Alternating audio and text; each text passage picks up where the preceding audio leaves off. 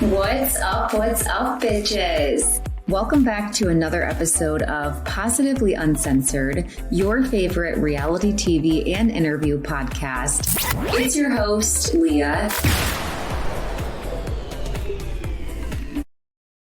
Okay, we're doing it. Me and you.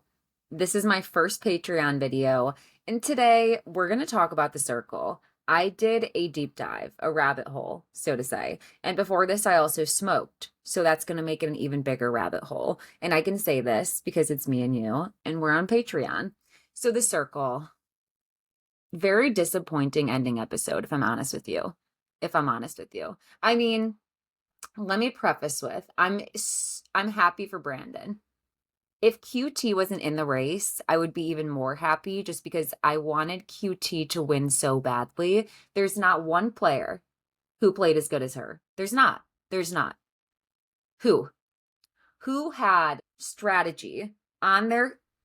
She has notes and notes and notes about The Circle. Okay? She had strategy. She had every conversation logged. She had a game plan. She had her puppets. Nobody played like that, okay? Jordan didn't deserve to be there. Okay, so let's get into the final blocking. So obviously we know that Brandon, aka Olivia, was the super secret influencer and decided to block Miles. So Miles is thinking, as he's getting the blocking alert, that who blocked him must have been a member of Tres Fuego. He thinks that it's somebody who's a part of the alliance and likely flipped on him and did him dirty. And that's what his first thought was. But at the same time, he was hoping that it wasn't Kyle or QT. Regardless, Miles gets the alert that he gets to go meet someone face to face, and it's done. Miles is going to see QT. There was not thought in Miles' head where he's not going to see QT. Okay. And I have loved watching his adoration for her this entire competition, this entire series. It was my favorite part of the entire show. I could have done without new players being brought in just to see them have more screen time. I don't care. So Miles goes to meet QT, and his number one concern, he's like, I don't want to talk about your strategy. I don't want to talk about anything else. Are you single? Am I a puppet? Are we going on a date in LA? Those are his main concerns, and voicing how beautiful she is. So they chat. They're both smiling the entire time. And QT, she's a strategist. So she does want to end with who should she rate the lowest. And Miles is like, you need to rate Jordan and Olivia in the bottom. That's who she should put at the bottom. Olivia, obviously, because that's one option that could have voted him out. And Lauren, I don't know. I don't really know what strategy Lauren had to be there as long as Lauren was. And I'm saying this without being a hater. So, and also I'm saying this because it annoyed me that Lauren wore a bonnet the entire series, and I really haven't heard very many people talking about that. I know there's cameras in their bedroom and that they're sleeping, so she might not necessarily be playing this up, but the decision to wear one, it being acceptable for her as a white woman to wear a bonnet, I don't know. It just very much annoyed me, okay? So it feels inappropriate. It feels like she was cosplaying. That's what it feels like. So anyways, Brandon decided to start playing with his head instead of his heart. It feels like this was probably a hard decision for Brandon because he's been so emotional throughout this entire competition. I'm not going to lie. At first, I was a little bit annoyed that he went for Miles just because Miles can boost QT. Then I thought about it and I was like, okay, so because Brandon voted QT as his number one, ultimately in the final ratings, okay, it's clear that Brandon didn't have a problem competing against QT. And so because he voted her number one, because he's still close with QT, I think that Brandon, by boost QT, he meant that it wouldn't have been fair if she was in the race and Miles was, because there's nobody that he was going to put first except for QT. So I don't know. I sort of get where he's coming from. It was the first time he made a tactical move the entire time. But let's keep going. Okay. So the final ratings took place, and I actually did go through and log every single person's rating because I was determined to find out who sent home QT. Who did it? Who was not sent home, but who got her in third place? So let's go through the ratings. Brandon put QT in first and Kyle in second. Okay. Third, we don't know. Fourth, we don't know. But what we do know is that Jordan and Lauren were the last two remaining players. And so that they were either third or fourth. We don't know which order, but we know that Jordan and Lauren were in third and fourth place for Brandon, aka Olivia. Now, for QT, we know that in first place, she put Kyle. They had Tres Fuego. They're the last two remaining members of that alliance. We don't know who she put second. We know third was Olivia, as Miles said. And fourth, we don't know either. So piggybacking off of that conversation, Miles said, put Olivia and Jordan in the bottom. My assumption is that second place went to Lauren and fourth place went to Jordan. That's what I think QT voted. Now we go to Jordan's votes. We know that in first place, he put Lauren, his only alliance, and that in fourth place, he put QT. So either Kyle or Olivia was in second or third place. Since Olivia won, I think that Olivia likely got put in second place. I don't know percentages, so if you're listening to this and you're like able to do the math, let me know. So for Jordan, it goes Lauren, Kyle, or Olivia in either order, and then QT in fourth place. Jordan's such a hater. I understand that QT was the person who had the best strategy, so he was coming for her. But it felt annoying because of how he did it. And same with Miles. In my opinion, we'll get to this in a second, actually. We'll get to this in a second. Going to Kyle's ratings. First place, Olivia. I kind of couldn't believe that Kyle, after realizing that Olivia got rid of Miles, who was in his alliance, would put anybody besides QT in the first spot. I know that they had that endearing conversation, but second would have been appropriate. That's just my opinion. It's just my opinion. Okay. So we don't know who Kyle put in second, but in third, he put Lauren, and we don't know who he put in fourth. So Kyle either put QT or Jordan in second and fourth place. Because QT places third, I'm going to assume that Kyle put her second. If he put her fourth, that would be such a plot twist. I would be shocked at that. I would be shocked at that revelation. I think it went Olivia, QT, Lauren, Jordan. That's the order I think it went. But wasn't Lauren eliminated before Jordan? That's interesting. Okay. Lauren's votes we know nothing about. We know that in first place went Jordan, and we know nothing about second, third, and fourth. Because Olivia won, we can infer that Olivia was rated highly up there. Okay. And that was another alliance that Lauren had. So we could guess that it was Jordan, Olivia, and then third and fourth place was QT and Kyle in either order. That's my assumptions. I really think that Lauren and Jordan were the reason that QT came in third. If Kyle voted QT in fourth, though, that would really explain her getting third place. Maybe he did that as self-preservation. I can't even think of a why at this point. So let's go to the aftermath. We know that Olivia was the only person who put QT in spot number 1. That's what we know, because Kyle put Olivia in his first place. Immediately, if we were voting based off of strategy and gameplay, QT would have gotten spot 1. She would have. Does anybody else find it irritating also that they even allow players to come in halfway through and then make it to the finals? Because I do. I find this insufferable. I don't think that if you didn't play the full game that you should have a seat in the finals. Just my personal opinion. So the players meet face to face and Kyle and QT meet first. Lauren comes in third and just kind of like ruins the moment of Kyle and QT meeting, if I'm honest. Kyle's sitting there and he's nervous to tell Olivia that he's married and that he's an NBA player. I'm not sure why he's nervous to say that he plays basketball instead of as a trainer, but okay. So, anyways, Kyle's nervous to tell Olivia that he's married. Well, meanwhile, Olivia is nervous to tell Kyle that she's Brandon. So they have like two completely different things that they're nervous about telling each other. Jordan comes in fourth and he's immediately arrogant as he was all season. What's up, people?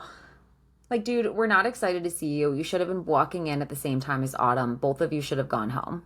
Both of you should have gone home. And QT's basically like, you came for me, dude. And he's like, I did, but it's because I respect you. It was never about coming for anybody but Miles. And then this is where I'm going to say what I was talking about earlier. His stated reasoning is that when he got there, he quickly saw that Miles was aligned with everyone in the house and that he didn't have an opportunity to get close to anyone.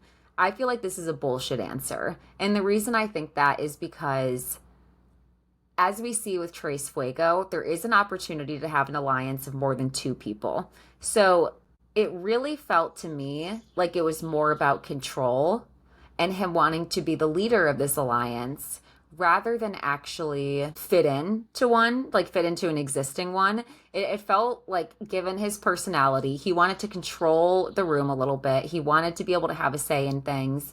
And even just how he came in and all he wanted was information from people constantly.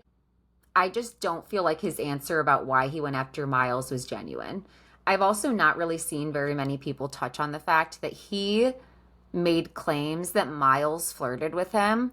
And like, you won't catch me standing up for a straight white man. Like, I could honestly, for the most part, care less. Nor do I think that it would be a bad thing if Miles was bisexual, but to purposely misrepresent him and his sexuality when Jordan himself is queer, it felt really insensitive and really odd.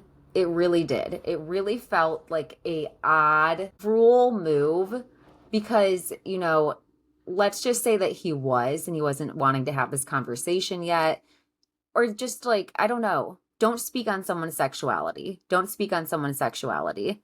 It's an odd thing to do. I looked at him sideways ever since that happened.